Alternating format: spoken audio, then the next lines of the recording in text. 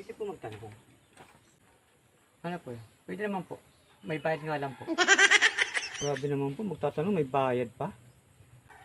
Oo, wala nang libre ngayon. Doon na po sa taas magtatanong po. Eh, mas papamamahal ka lalo dyan. Kasi mas mahal ka sa akin, mura lang. Saan po ba? 5 piso lang naman. Doon sa kanila, 10 piso. Oh, ito naman po oh. Ano ba itatanong mo? Tatanungin ko lang po kung saan dito po papuntang bayan. Diretso ka lang dyan. Tapos sa dulo, kakanan ka. Kaliwa, kanan, kaliwa, kanan. Pagdating doon, may makikita kang may poste, may puno, may halaman. Doon. May poste, may puno, may halaman.